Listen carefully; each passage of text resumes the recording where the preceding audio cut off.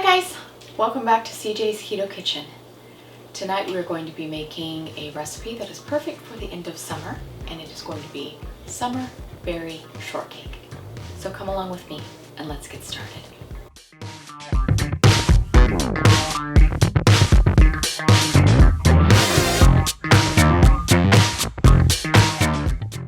I wanted to utilize a recipe that would take advantage of the late summer as far as berry harvest. Almost all of our berries are in season or ending their season here in the month of August where we live in the United States. So I'm going to be making a simple keto shortcake that will utilize the berries, and of course you can use any berries that you like and omit the ones that you do not. And also it depends on what you can find locally in your area. So we are going to be putting together these shortcakes and baking them in the oven, and then I will show you how I put it together at the end. So come along with me and let's get started. You need to preheat your oven to 350 degrees to bake our shortcakes. You are going to need a baking sheet with either a silicone mat like I have here or parchment paper. You want to be able to remove your shortcakes when you have baked them, and if you do not have those things, then they will tend to stick. You are also going to need a medium-sized bowl for combining our batter in order to make our shortcakes. So we need to start by combining our dry ingredients in our bowl.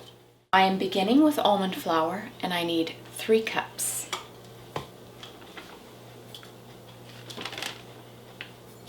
We also need some sweetener because this is going to be a sweet dish versus a savory dish.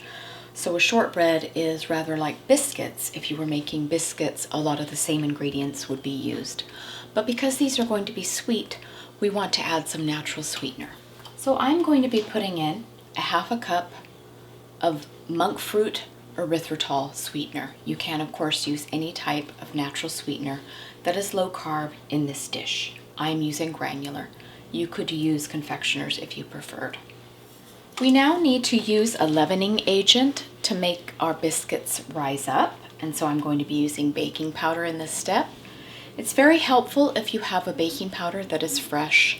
Baking powder and baking soda can lose their freshness very quickly, especially if you live in a humid environment, such as where we live in the Pacific Northwest. So I need a 1.5 teaspoons of baking powder.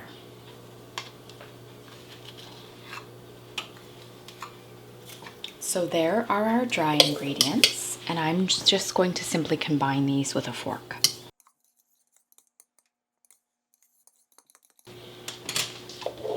So I just tossed our dry ingredients a little bit just to make sure that the leavening and the sweetener were equally combined into our dry mixture. Now what is next in forming a typical biscuit or shortcake type of dessert is we need to cut or combine our fat into our dry ingredients.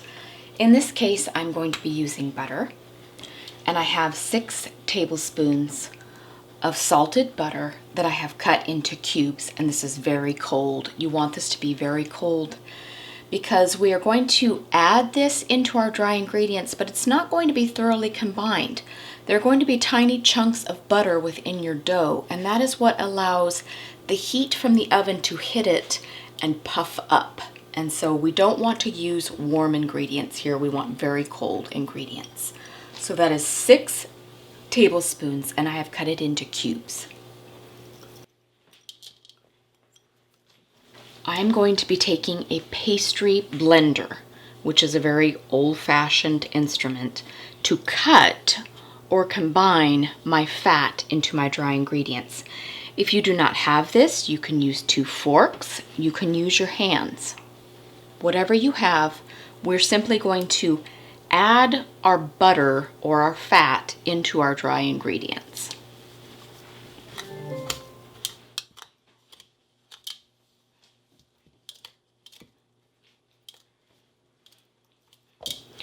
And the texture that we are looking for is sandy with slightly larger than pea-sized chunks of fat into our dry ingredients. You want it to be fairly coarse, not overly smooth. And you'll need to take your pastry blender and clean it off intermittently so you're getting all of your fat into your dry ingredients.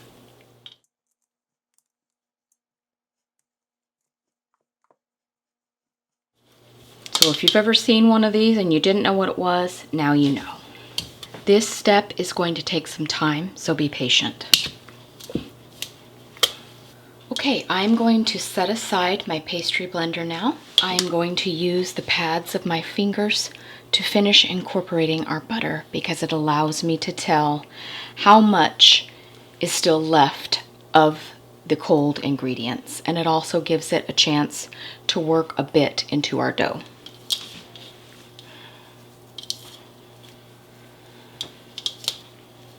I don't want any overly large chunks because I want our biscuits to be even.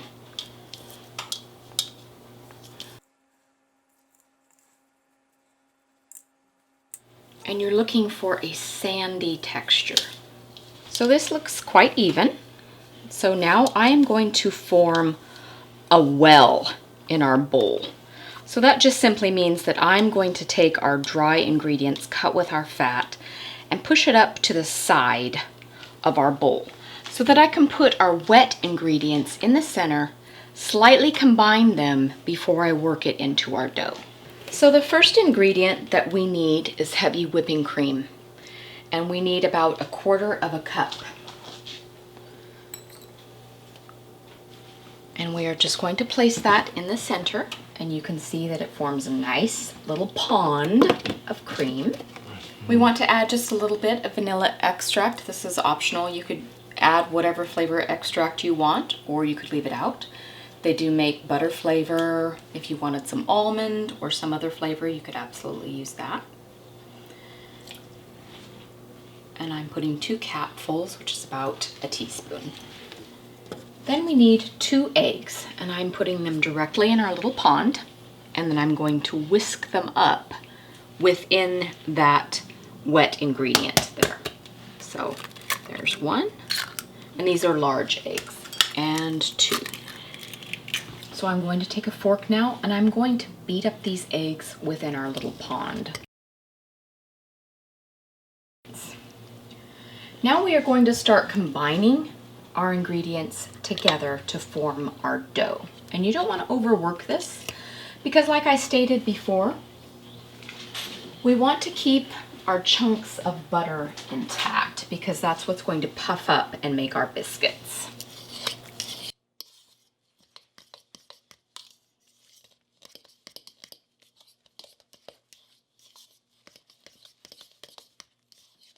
So you just want to combine these until they're just barely combined. You don't want to overwork it because that's what keeps our dough light and fluffy.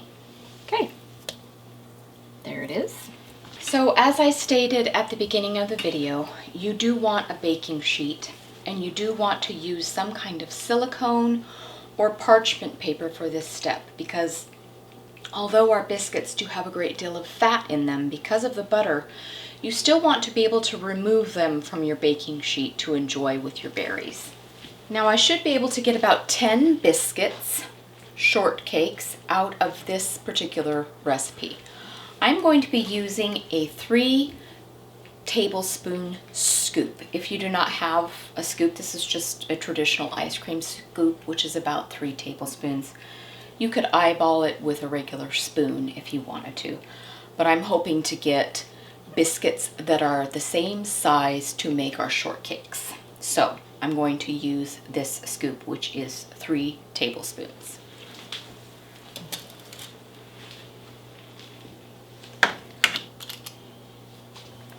And I don't know if you can see, or if CJ will be able to zoom in close enough for you to tell. You can see the globs of butter still in your shortcake, and that is what we are looking for because that is what is going to hit the oven temperature and it will steam, and that's what makes the puffing of your shortcakes. Okay, we did indeed get 10 shortcakes. Now, as a final flourish for me, it is traditional that these shortcakes have a bit of granulated sugar on top so that you know that they're shortcakes. So I'm going to dust them a little bit with some monk fruit erythritol sweetener. This is completely an optional step. So we are going to put these into our preheated oven. Once again, that was 350 degrees. And I'm going to check them after 15 minutes. It can take as long as 20 depending on your oven and of course elevation and other circumstances. But I'm going to start with 15 because you would rather have to go a little bit further than have overbaked shortcakes. So I'm going to start with 15 minutes.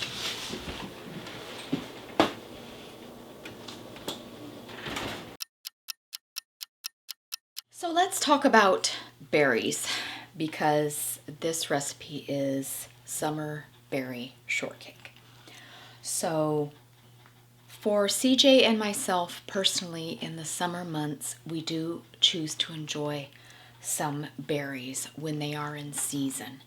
That is completely a personal preference. As we've discussed before on our channel, no food is ketogenic or not ketogenic. Ketogenesis is a reaction that happens in your body as a reaction to glucose or lack of glucose. If you would like to eat some berries in the summertime and it fits into your lifestyle and your macros, or you find them available, that is definitely a choice that you can make individually. Tonight I'm going to be using a combination of berries that are in season and going out of season as we transition into autumn here in the United States. So I'm going to use a little bit of blueberries, a little bit of raspberries, a little bit of blackberries, and a little bit of strawberries. Now, raspberries are your lowest as far as carbohydrates, followed by blackberries and strawberries. Blueberries are a bit higher, and we're only going to be using a couple of these. I bought these mostly for my children. So I'm just going to combine a few of these, and it only takes a tiny amount of berries to satisfy that lovely summer craving that you might be having and to go along with our shortcakes. So I'm just going to cut them up and put them in a bowl, and then I will show you what I'm doing after that.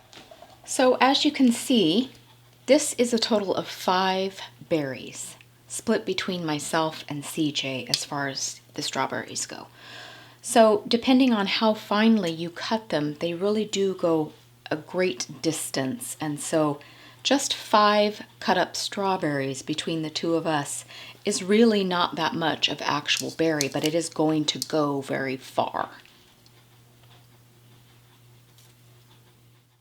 Now here I have cut 4 blackberries. Here in Washington State, blackberries are basically considered a noxious weed because they grow so prevalently around here and choke out everything else. But they are in season right now at the end of August, so I'm just using a couple of them. And like I said, that's 4 berries cut up.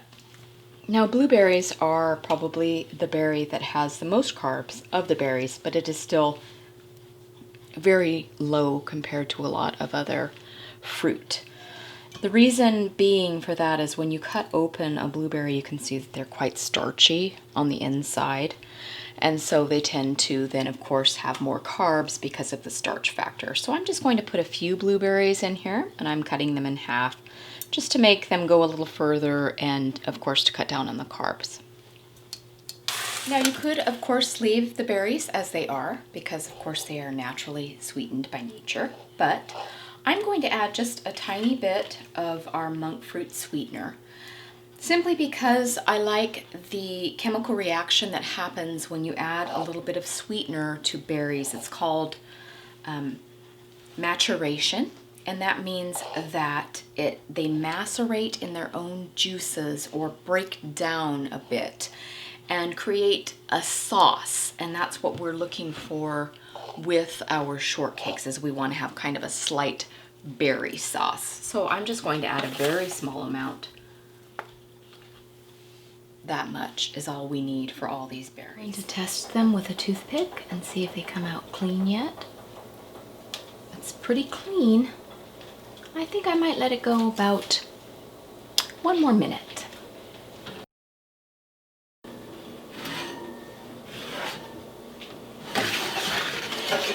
Okay, our shortcakes are done. You can see that they're lightly brown on the top.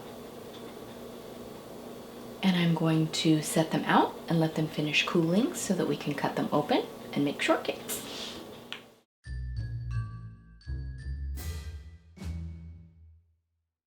Hi, baby. Hi. Welcome to the end of summer.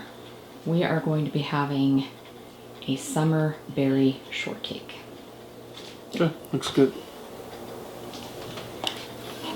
The shortcake, it's good.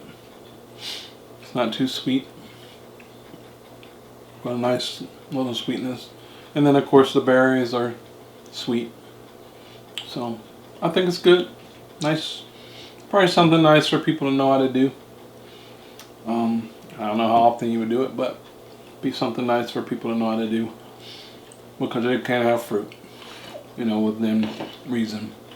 So, and these are all low carb berries. Right, they're low sugar fruit. Yeah, they are. So don't be getting all crazy and throwing out apples and oranges.